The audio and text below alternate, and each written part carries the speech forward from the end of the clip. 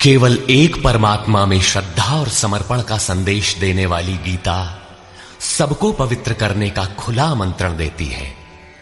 सृष्टि में कहीं भी रहने वाले अमीर अथवा गरीब, कुलीन तथा आदिवासी, पुण्यात्मा और पापी, स्त्री और पुरुष, सदाचारी एवं अत्यंत दुराचारी, सबका इसमें प्रवेश है।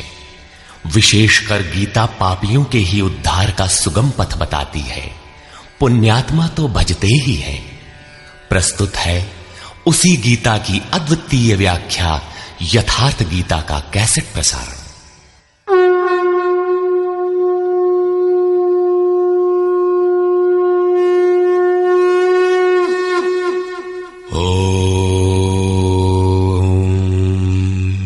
श्री परमात्मने नमः। यथार्थ गीता, श्रीमद् भगवत गीता, अथ द्वितीयो अध्यायः। प्रथम अध्याय गीता की प्रवेशिका है, जिसमें आरंभ में पथिक को प्रतीत होने वाली उलझनों का चित्रण है। लड़ने वाले संपूर्ण कौरव पांडव थे, किंतु संशय का पात्र मात्र अर्जुन है। अनुराग ही अर्जुन है। इष्ट के अनुरूप राग ही पथिक को क्षेत्र क्षेत्रज्ञ के संघर्ष के लिए प्रेरित करता है। अनुराग आरंभिक स्तर है। पूज्य महाराज जी कहते थे, सदगृहस्थ आश्रम में रहते हुए ग्लानि होने लगे, अश्रुपात होता हो, कंठ अवरुद्ध होता हो, तो समझना कि यहीं से भजन आरंभ हो गया। अनुराग में ये सब कुछ आ जाता है। उसमें धर्म, नियम, सत्संग, भाव सभी विद्यमान होंगे। अनुराग के प्रथम चरण में पारिवारिक मोह बाधक बनता है। पहले सभी चाहते हैं कि हम उस परम सत्य को प्राप्त कर लें, किंतु आगे बढ़ने पर वो देखता है कि इन मधुर संबंधों का उच्छेद करना होगा। तब हताश हो जाता है। वो पहले से जो कुछ धर्म कर्म मानकर करता था, उतने में ही संतोष करने लगता है। अपने मोह की पुष्टि के लिए वो प्रचलित रूढ़ियों का प्रमाण भी प्रस्तुत करता है, जैसा अर्जुन ने किया कि कुल धर्म सनातन है। युद्ध से सनातन धर्म का लोप होगा, कुल क्षय होगा, स्वैराचार फैलेगा। ये अर्जुन का उत्तर नहीं था, बल्कि सद्गुरु के सान्निध्य से पूर्व की अपनाई गई एक कुरीति मात्र थी। इन्हीं कुरीतियों में फंसकर मनुष्य पृथक पृथक धर्म, अनेक संप्रदाय, छोटे बड़े गुट और असंख्य जातियों की रचना कर लेता है। कोई नाक दबाता है, कोई कान फाड़ता है। किसी के छूने से धर्म नष्ट होता है, तो कहीं रोटी पानी से धर्म नष्ट होता है। तो क्या अछूत या छूने वालों का दोष है? कदापि नहीं। दोष हमारे भ्रमदाताओं का है। धर्म के नाम पर हम कुरीति के शिकार हैं, इसलिए दोष हमारा है। महात्मा बुद्ध के समय में केश कंबल एक संप्रदाय था, जिसमें केश को बढ़ाकर कंबल की तरह प्रयोग करने को पूर्णता का मानदंड माना जाता था। कोई गोव्रतिक गाय की भांति रहने वाला था, तो कोई कुक्कुरव्रतिक कुत्ते की तरह खाने पीने रहने वाला था। ब्रह्म विद्या का इनसे कोई संबंध नहीं है। संप्रदाय और कुरीतियां पहले भी थीं, आज भी हैं। ठीक इसी प्रकार कृष्ण काल में भी संप्रदाय थे, कुरीतियां थीं। उनमें से एकाध कुरीति का शिकार अर्जुन भी था। उसने 4 तर्क प्रस्तुत किए। 1, ऐसे युद्ध से सनातन धर्म नष्ट हो जाएगा। 2, वर्ण संकर पैदा होगा। 3, पिंडोदक क्रिया लोप होगी। और 4, हम लोग कुलक्षय द्वारा महान पाप करने को उद्यत हुए हैं। इस पर योगेश्वर श्री कृष्ण ने कहा, संजय उवाच।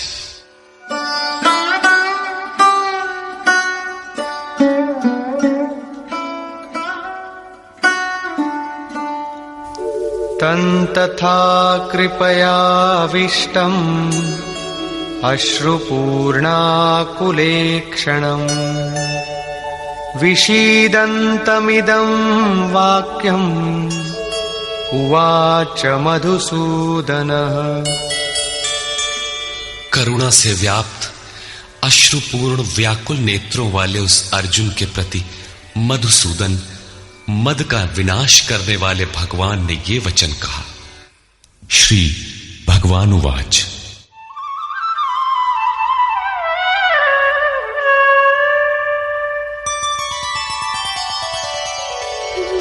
कुतस्त्वाकश्मलमिदम् विषमे समुपस्थितम् अनार्यजुष्टमस्वर्ग्यम् अकीर्तिकरमर्जुन। अर्जुन, इस विषम स्थल में तुझे ये अज्ञान कहां से हो गया? विषम स्थल अर्थात जिसकी समता का सृष्टि में कोई स्थल है ही नहीं, पारलौकिक है लक्ष्य जिसका, उस निर्विवाद स्थल पर तुझे अज्ञान कहां से हुआ? अज्ञान क्यों? अर्जुन तो सनातन धर्म की रक्षा के लिए कटिबद्ध है। क्या सनातन धर्म की रक्षा के लिए प्राणपण से तत्पर होना अज्ञान है? श्री कृष्ण कहते हैं, हां, ये अज्ञान है। न तो संभावित पुरुषों द्वारा इसका आचरण किया गया है, न स्वर्ग ही देने वाला है और न ये कीर्ति को ही करने वाला है। सन्मार्ग पर जो दृढ़ता पूर्वक आरूढ़ है उसे आर्य कहते हैं। परिवार के लिए मरना मिटना यदि अज्ञान न होता तो महापुरुष उस पर अवश्य चले होते। यदि कुल धर्म ही सत्य होता तो स्वर्ग और कल्याण की निःश्रेणी अवश्य बनता। ये कीर्तिदायक भी नहीं है। मीरा भजन करने लगी तो लोग कहें मीरा भई बावरी, सास कहे कुल नाशी रे। जिस परिवार, कुल और मर्यादा के लिए मीरा की सास बिलख रही थी, आज उस कुलवंती सास को कोई नहीं जानता, मीरा को विश्व जानता है। ठीक इसी प्रकार परिवार के लिए जो परेशान हैं, उनकी भी कीर्ति कब तक रहेगी? जिसमें कीर्ति नहीं, कल्याण नहीं, श्रेष्ठ पुरुषों ने भूल कर भी जिसका आचरण नहीं किया, तो सिद्ध है कि वो अज्ञान है। अतः क्लैब्यमास्मगमः पार्थ नैतत्त्वय्युपपद्यते क्षुद्रं हृदय दौर्बल्यं त्यक्त्वोत्तिष्ठ परन्तप। अर्जुन, नपुंसकता को मत प्राप्त हो।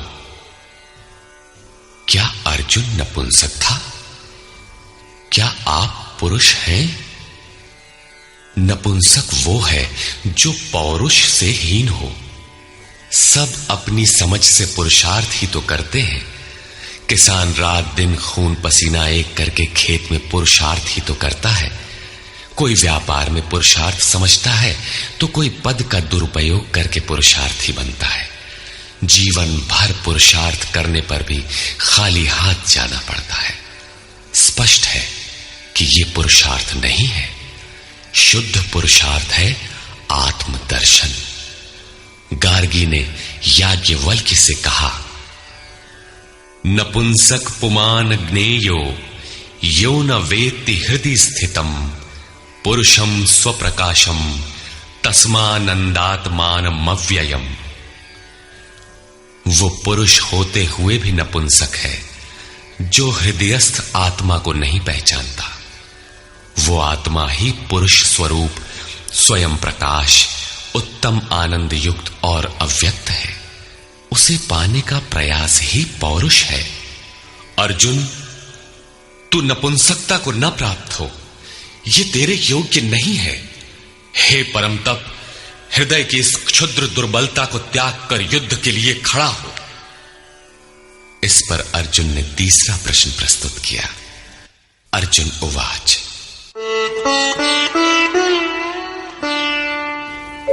कथं भीष्ममहं संख्ये द्रोणं च मधुसूदन इषुभिः प्रतियोत्स्यामि पूजार्हा वरिसूदन। अहंकार का शमन करने वाले मधुसूदन, मैं रणभूमि में पितामह भीष्म और आचार्य द्रोण से किस प्रकार बाणों से युद्ध करूंगा, क्योंकि अरिसूदन वे दोनों ही पूजनीय हैं। द्वैत ही द्रोण है। प्रभु अलग हैं, हम अलग हैं। द्वैत का ये भान ही प्राप्ति की प्रेरणा का आरंभिक स्रोत है। यही द्रोणाचार्य का गुरुत्व है। भ्रम ही भीष्म है। जब तक भ्रम है तभी तक बच्चे, परिवार, रिश्तेदार सभी अपने लगते हैं। अपना लगने में भ्रम ही माध्यम है। आत्मा इन्हीं को पूज्य मानकर इनके साथ रहता है कि ये पिता हैं, दादा हैं, कुलगुरु हैं इत्यादि। साधन के पूर्ति काल में गुरु न चेला, पुरुष अकेला। न बंधुर न मित्रम गुरुर्नैव शिष्यः चिदानंद रूपः शिवोहम शिवोहम। जब चित्त उस परम आनंद में विलय हो जाता है तब न गुरु ज्ञान दाता और न शिष्य ग्रहण करता ही रह जाता है। यही परम की स्थिति है। गुरु का गुरुत्व प्राप्त कर लेने पर गुरुत्व एक जैसा हो जाता है। श्री कृष्ण कहते हैं, अर्जुन तुम मुझ में निवास करेगा। जैसे श्री कृष्ण वैसा ही अर्जुन, और ठीक वैसा ही प्राप्ति वाला महापुरुष हो जाता है। ऐसी अवस्था में गुरु का भी विलय हो जाता है। गुरुत्व हृदय में प्रवाहित हो जाता है। अर्जुन गुरु पद की ढाल बनाकर इस संघर्ष में प्रवृत्त होने से कतराना चाहता है। वो कहता है,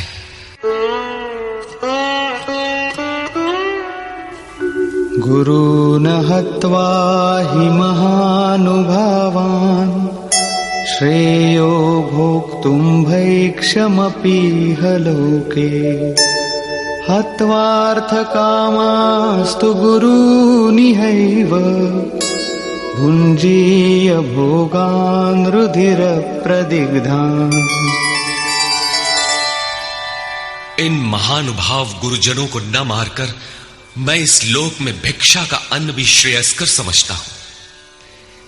यहां भिक्षा का अर्थ उदर पोषण के लिए भीख मांगना नहीं, बल्कि सत्पुरुषों की टूटी फूटी सेवा द्वारा उनसे कल्याण की याचना ही भिक्षा है।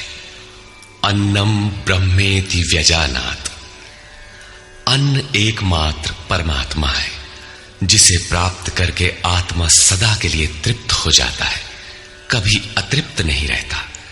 हम महापुरुषों की सेवा और याचना द्वारा शनैः शनैः ब्रह्म पीयूष प्राप्त करें, किंतु ये परिवार न छूटे, यही अर्जुन के भिक्षान्न की कामना है।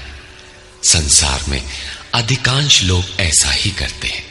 वे चाहते हैं कि पारिवारिक स्नेह संबंध न मारना पड़े और मुक्ति भी शनैः शनैः मिल जाए, किंतु चलने वाले पथिक के लिए, जिसके संस्कार इनसे ऊपर हैं, जिसमें संघर्ष की क्षमता है, स्वभाव में क्षत्रियत्व प्रवाहित है, उसके लिए इस भिक्षान्न का विधान नहीं है।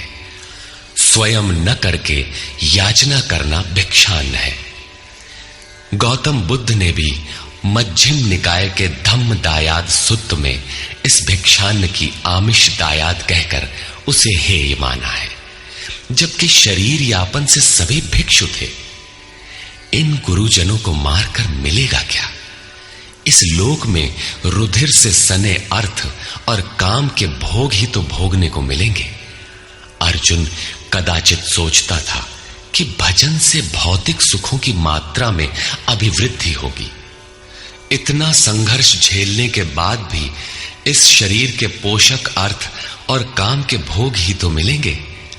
वो पुनः तर्क देता है,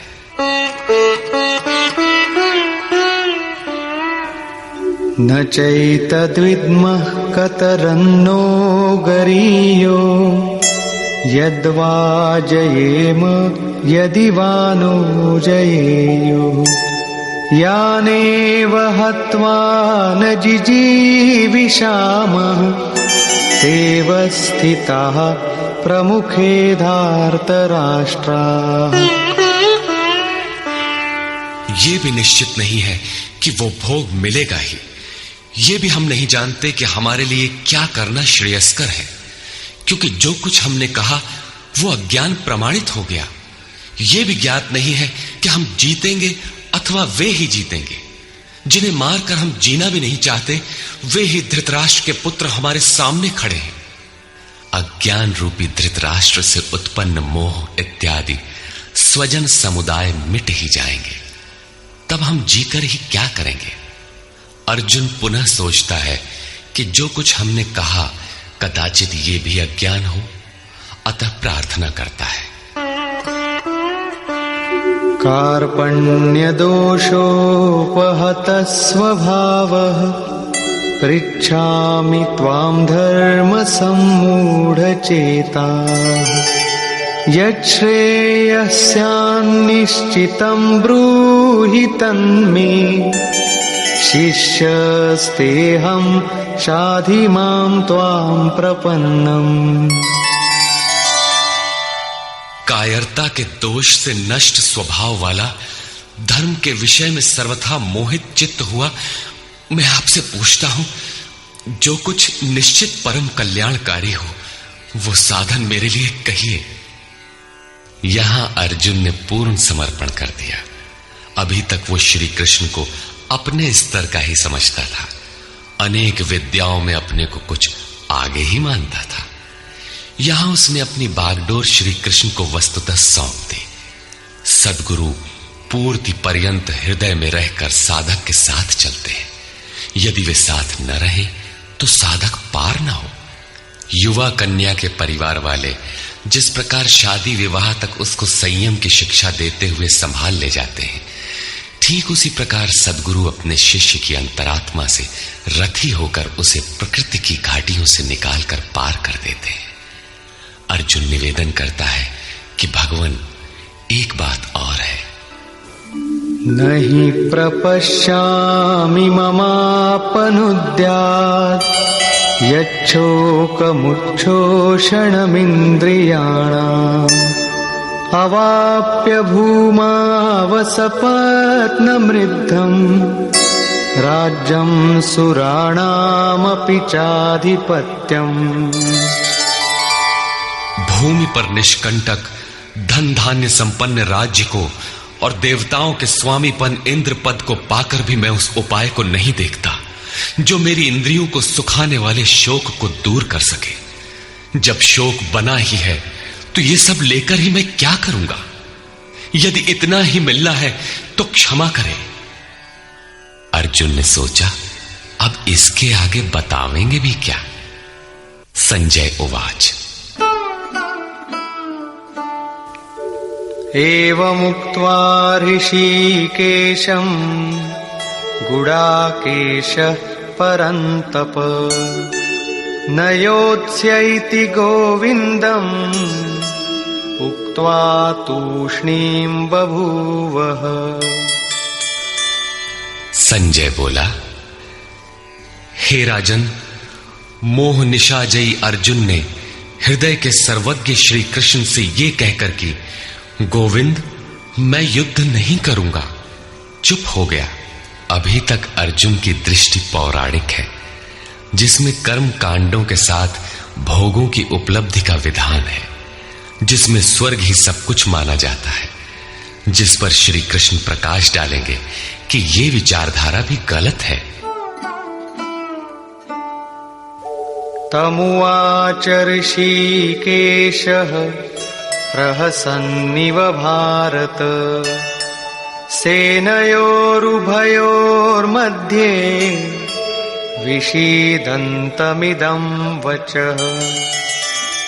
उसके उपरांत हे भरतवंशी धृतराष्ट्र, अंतर्यामी योगेश्वर श्री कृष्ण ने दोनों सेनाओं के बीच में उस शोक युक्त अर्जुन को हंसते हुए से ये वचन कहा। श्री भगवानुवाच।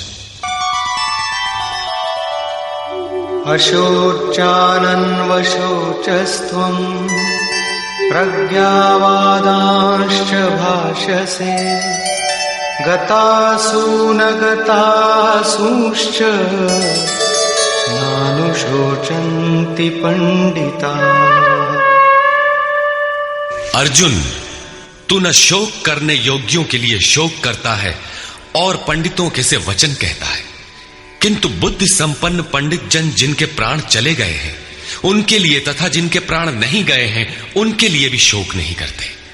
तू पंडितों जैसी बातें भर करता है, वस्तुतः ज्ञाता है नहीं, क्योंकि न त्वेवाहं जातु नासं न त्वन्नेमे जनाधिपाः न चैव न भविष्यामः सर्वे वयमतः परम्।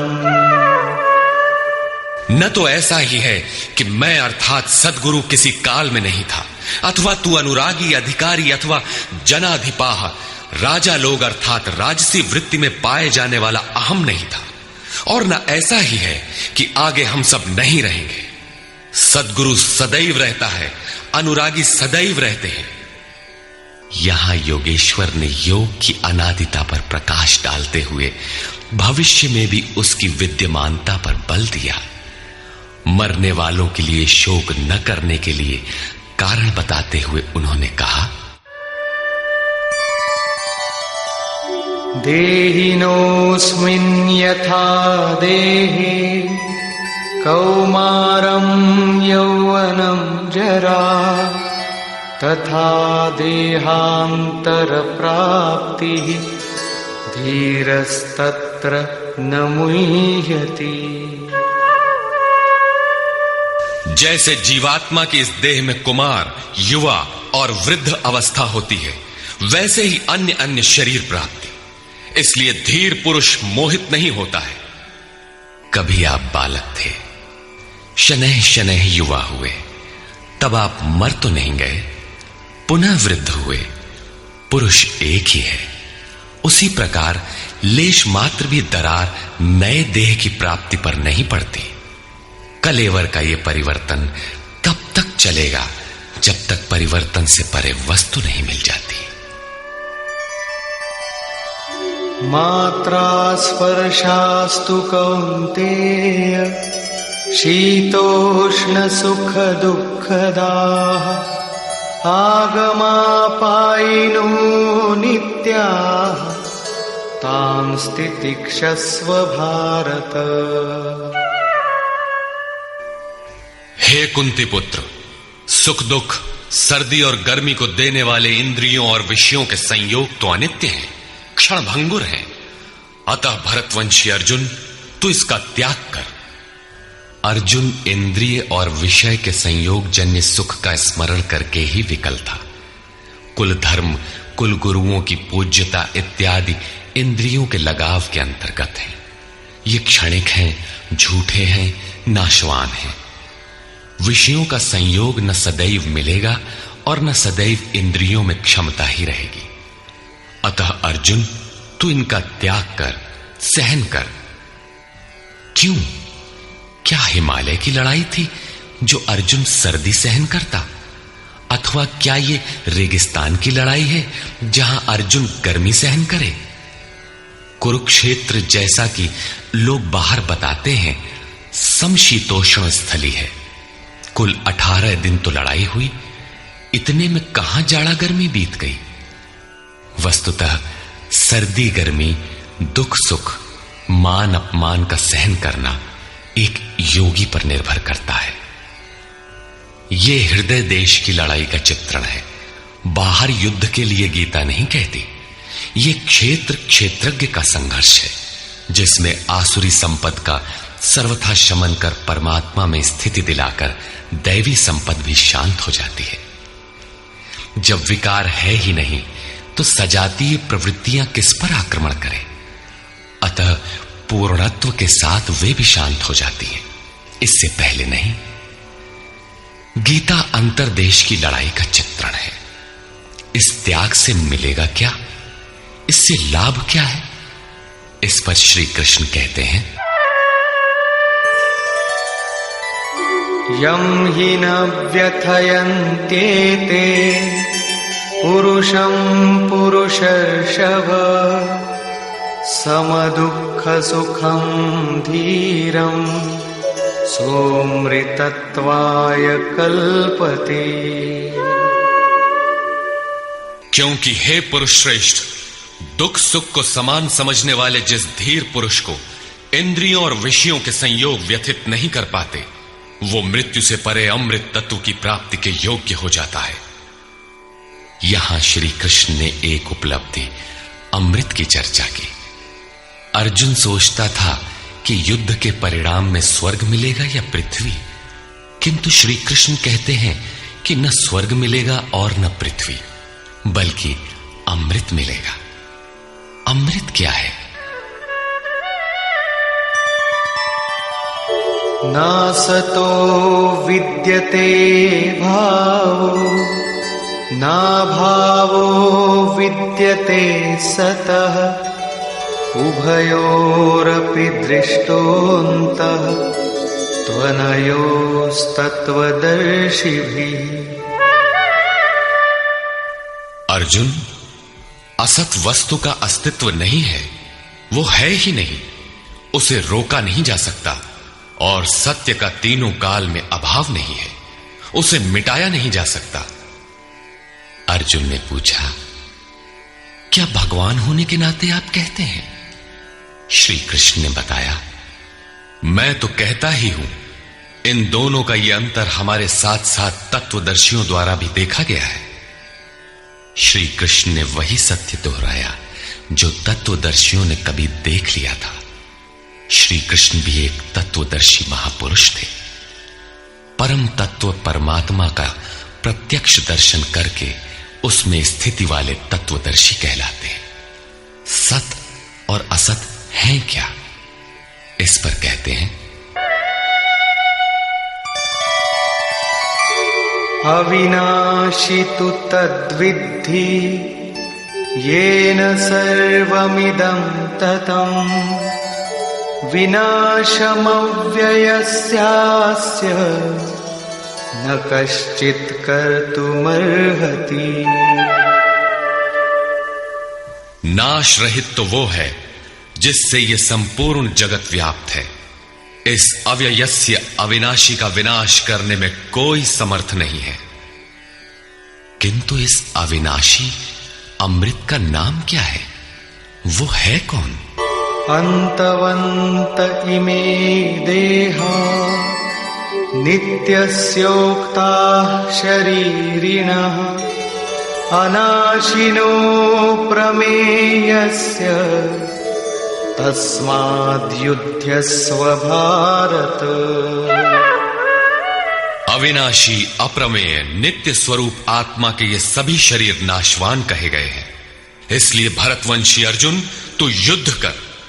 आत्मा ही अमृत है, आत्मा ही अविनाशी है जिसका तीनों कालों में नाश नहीं होता। आत्मा ही सत है, शरीर नाशवान है, यही असत है जिसका तीनों कालों में अस्तित्व नहीं है। शरीर नाशवान है, इसलिए तू युद्ध कर।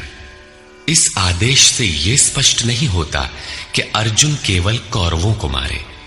पांडव पक्ष में भी तो शरीर ही खड़े थे। क्या पांडव के शरीर अविनाशी थे? यदि शरीर नाशवान है तो श्री कृष्ण किसकी रक्षा में खड़े थे? क्या अर्जुन कोई शरीरधारी था? शरीर जो असत है, जिसका अस्तित्व नहीं है, जिसे रोका नहीं जा सकता, क्या श्री कृष्ण उस शरीर की रक्षा में खड़े हैं? यदि ऐसा है तो वे भी अविवेकी और मूढ़ हैं, क्योंकि आगे श्री कृष्ण स्वयं कहते हैं कि जो केवल शरीर के लिए ही पचता है, श्रम करता है, वो अविवेकी और मूढ़ बुद्धि है। वो पापायु पुरुष व्यर्थ ही जीता है। अंततः अर्जुन कौन था? वस्तुतः अनुराग ही अर्जुन है। अनुरागी के लिए इष्ट सदैव रथी बनकर साथ में रहते हैं, सखा की भांति उसका मार्गदर्शन करते हैं। आप शरीर नहीं हैं। शरीर तो आवरण है, रहने का मकान है। उसमें रहने वाला अनुराग पूरित आत्मा है। भौतिक युद्ध, मारने काटने से शरीरों का अंत नहीं होता। ये शरीर छूटेगा तो आत्मा दूसरा शरीर धारण कर लेगा। इसी संदर्भ में श्री कृष्ण कह चुके हैं कि जिस प्रकार बाल्यकाल से युवा या वृद्धावस्था आती है, उसी प्रकार देहांतर की प्राप्ति होती है। शरीर काटेंगे तो जीवात्मा नया वस्त्र बदल लेगा। शरीर संस्कारों के आश्रित है और संस्कार मन पर आधारित है। मन एव मनुष्याणाम कारणम बंध मोक्षयोः। मन का सर्वथा निरोध होना, अचल स्थिर ठहरना और अंतिम संस्कार का विलय एक ही क्रिया है। संस्कारों की सतह का टूट जाना ही शरीरों का अंत है। इसे तोड़ने के लिए आपको आराधना करनी होगी, जिसे श्री कृष्ण ने कर्म या निष्काम कर्मयोग की संज्ञा दी है। कृष्ण ने स्थान स्थान पर अर्जुन को युद्ध की प्रेरणा दी, किंतु एक भी श्लोक ऐसा नहीं है जो भौतिक युद्ध या मार काट का समर्थन करता हो। यह युद्ध सजातीय विजातीय प्रवृत्तियों का है, अंतर्देश में है।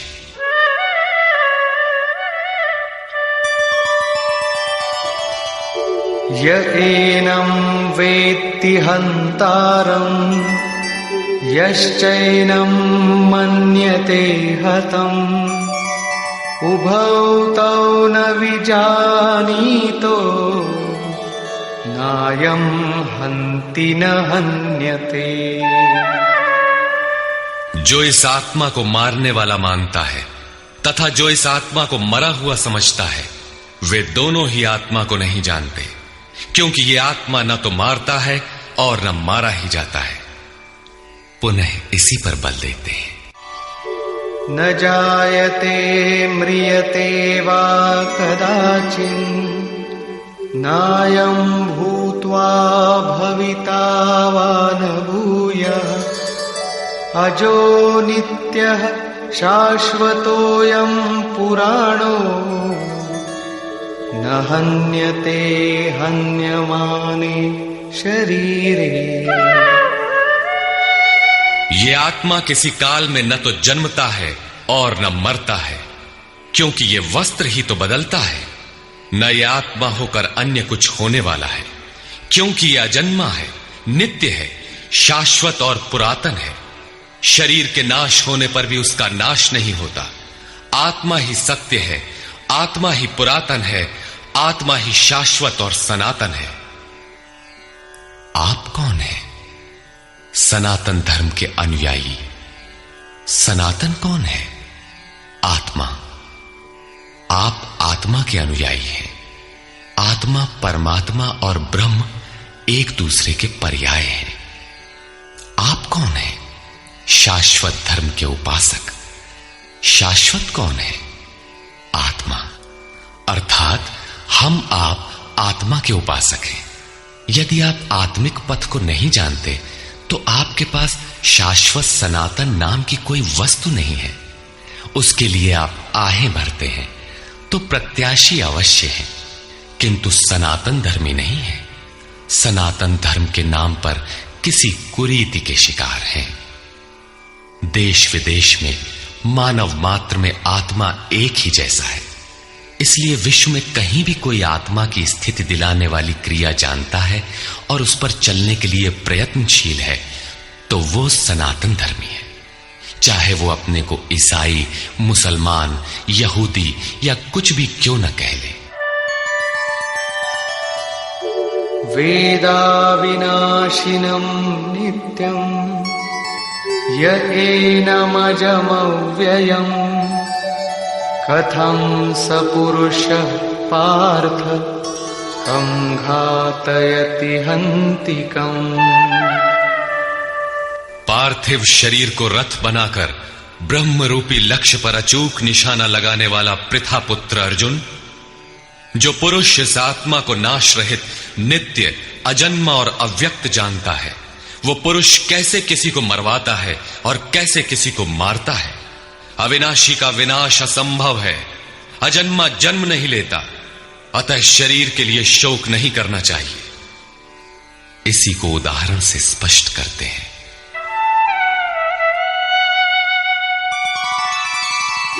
वासांसि जीर्णानि यथा विहाय नवानि गृह्णाति नरोपराणि तथा शरीराणि विहाय जीर्णान्यन्यानि संयाति नवानि देहि।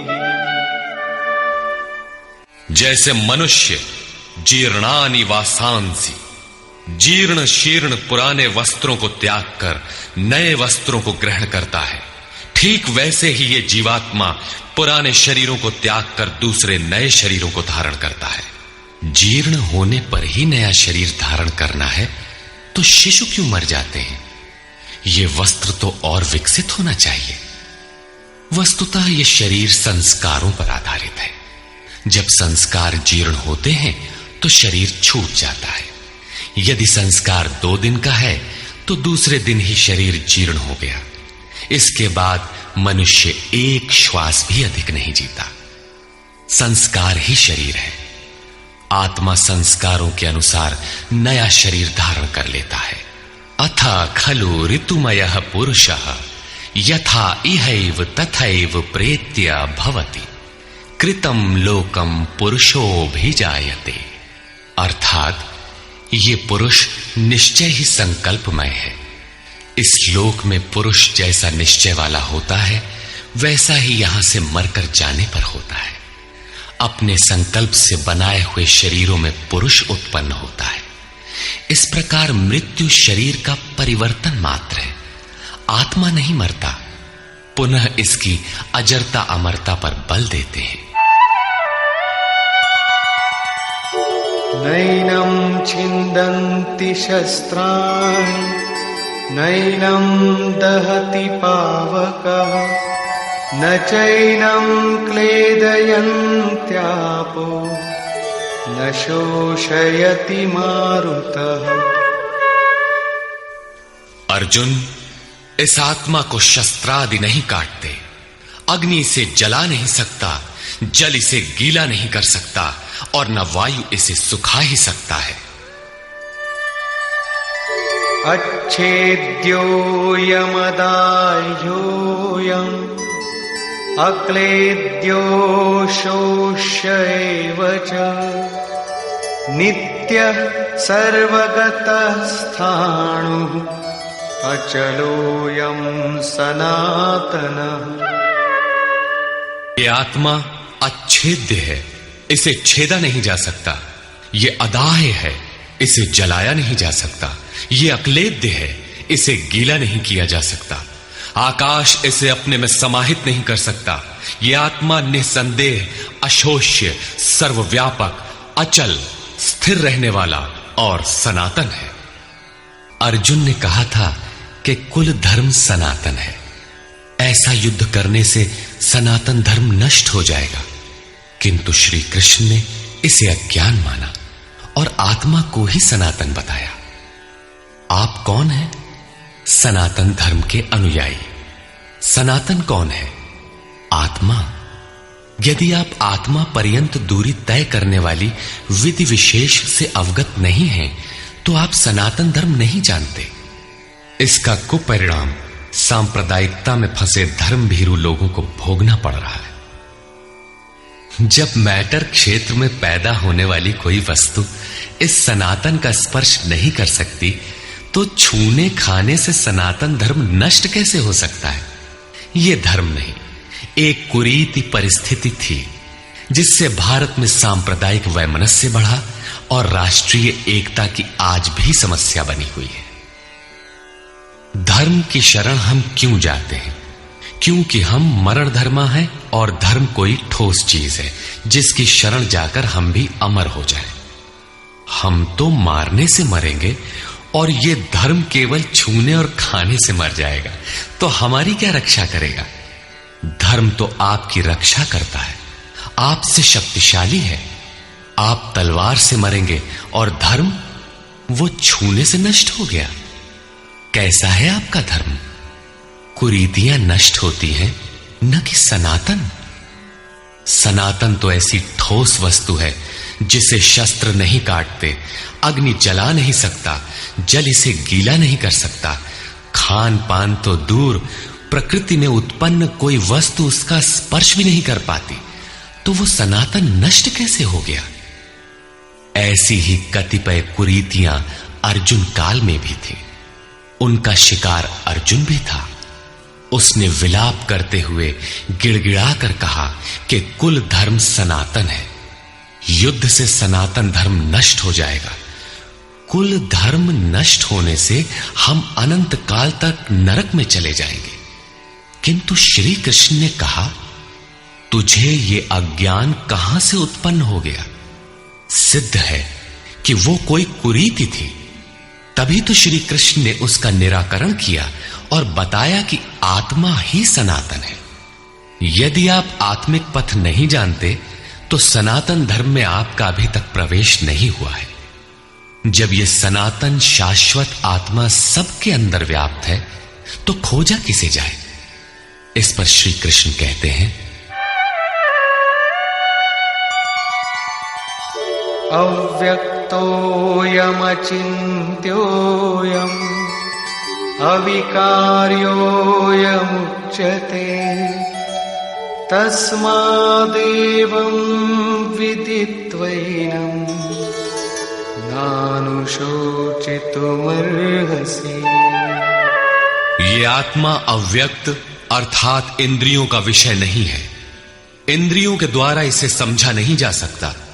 जब तक इंद्रियों और विषयों का संयोग है तब तक आत्मा तो है, किंतु उसे समझा नहीं जा सकता। वो अचिंत्य है। जब तक चित्त और चित्त की लहर है तब तक वो शाश्वत है तो, किंतु हमारे दर्शन, उपभोग और प्रवेश के लिए नहीं है। अतः चित्त का निरोध करे। पीछे श्री कृष्ण बता आए हैं कि असत वस्तु का अस्तित्व नहीं है और सत का तीनों कालों में अभाव नहीं है। वो सत है आत्मा। आत्मा ही अपरिवर्तनशील, शाश्वत, सनातन और अव्यक्त है। तत्वदर्शियों ने आत्मा को इन विशेष गुणधर्मों से युक्त देखा। न 10 भाषाओं के ज्ञाता ने देखा, न किसी समृद्धशाली ने देखा, बल्कि तत्वदर्शियों ने देखा। श्री कृष्ण ने आगे बताया कि तत्व है परमात्मा। मन के निरोध काल में साधक उसका दर्शन और उसमें प्रवेश पाता है। प्राप्ति काल में भगवान मिलते हैं और दूसरे ही क्षण वो अपने आत्मा को ईश्वरीय गुणधर्मों से विभूषित देखता है। वो देखता है कि आत्मा ही सत्य, सनातन और परिपूर्ण है। ये आत्मा अचिंत्य है। ये विकार रहित अर्थात न बदलने वाला कहा जाता है। अतः अर्जुन, आत्मा को ऐसा जानकर तू शोक करने योग्य नहीं है। अब श्री कृष्ण अर्जुन के विचारों में विरोधाभास दिखाते हैं, जो सामान्य तर्क है। अथ चैनं नित्यजातं नित्यं वा मन्यसे मृतं तथापि त्वं महाबाहो नैवं शोचितुमर्हसि।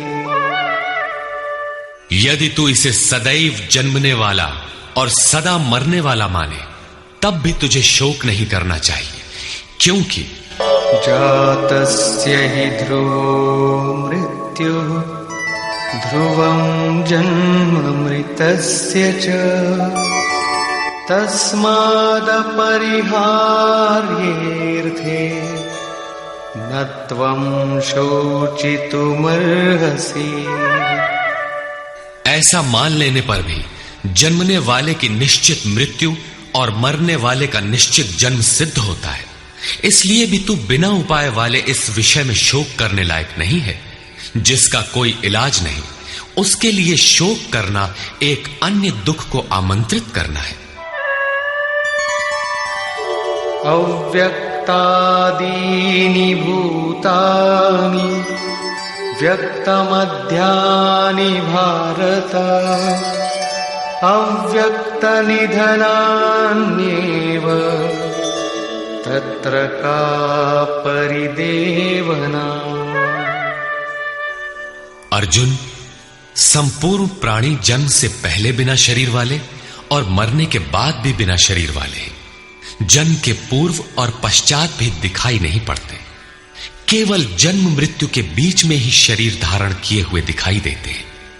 अतः इस परिवर्तन के लिए व्यर्थ की चिंता क्यों करते हो? इस आत्मा को देखता कौन है? इस पर कहते हैं, आश्चर्यवत् पश्यति कश्चिदेनम् आश्चर्यवद्वदति तथैव चान्यः आश्चर्यवच्चैनमन्यः शृणोति श्रुत्वाप्येनं वेद न चैव कश्चित्। पहले श्री कृष्ण ने कहा था कि इस आत्मा को तत्वदर्शियों ने देखा है।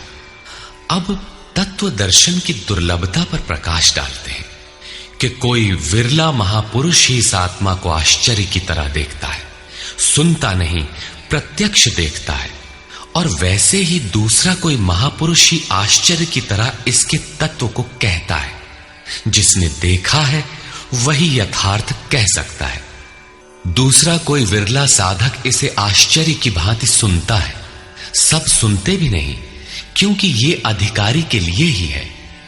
हे अर्जुन, कोई कोई तो सुनकर भी इस आत्मा को नहीं जान पाते, क्योंकि साधन पार नहीं लगता। आप लाख ज्ञान की बातें सुने, समझें, बाल की खाल निकाल कर समझें, लालायित भी रहें, किंतु मोह बड़ा प्रबल है। थोड़ी देर बाद ही आप अपनी सांसारिक व्यवस्थाओं में लिप्त मिलेंगे। अंत में श्री कृष्ण निर्णय देते हैं, देहि नित्यमवध्योऽयम् देहे सर्वस्य भारत तस्मात् सर्वाणि भूतानि न त्वं शोचितुमर्हसि।